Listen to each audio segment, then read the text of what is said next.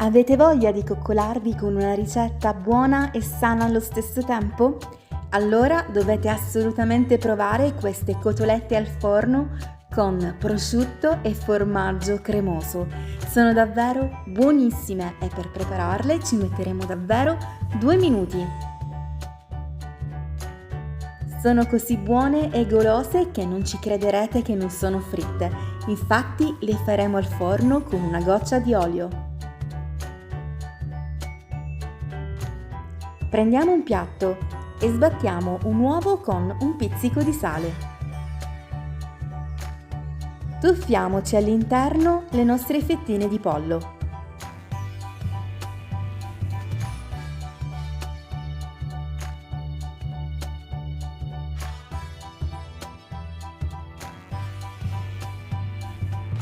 Nel frattempo, amici, vi ricordo, se non siete iscritti potete iscrivervi al mio canale, così riceverete tutte le mie video ricette. E se vi va, lasciate un bel like a questo video per supportarmi.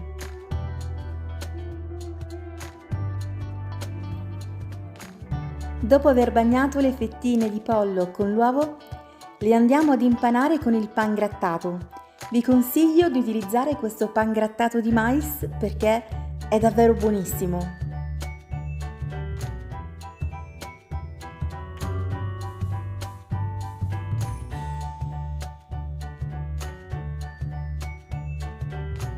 Facciamo aderire bene il pangrattato da entrambi i lati. Dopo prendiamo una bella teglia, mettiamo un foglio di carta da forno e lo andiamo ad ungere con pochissimo olio extravergine di oliva.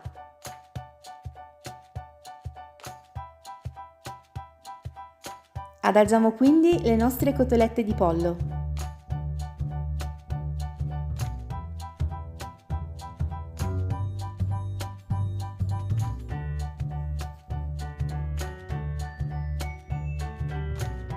E versiamo un filo di olio in superficie.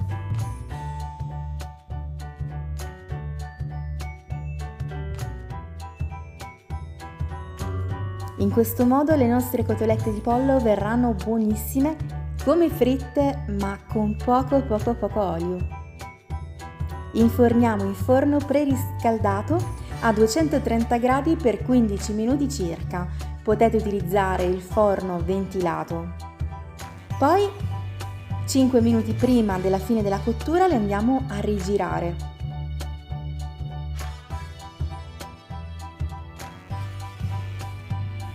Come vedete sono dorate da entrambi i lati.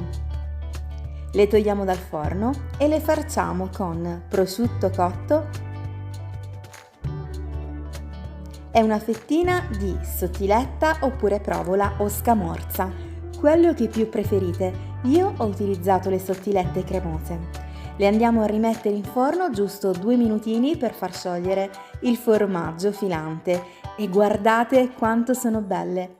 Fanno un profumino davvero buonissimo e invitante.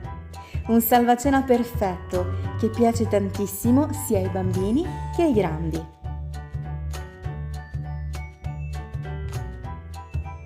Le cotolette sono davvero morbidissime.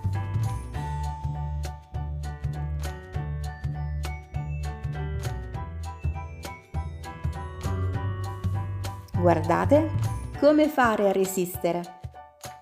Se anche a voi è piaciuta questa ricetta, lasciate un bel like a questo video per supportarmi. Iscrivetevi al mio canale e seguitemi anche su Instagram e Facebook. Grazie mille per aver guardato questo video. Ci vediamo domani con una nuova videoricetta. Ciao e buon pomeriggio a tutti!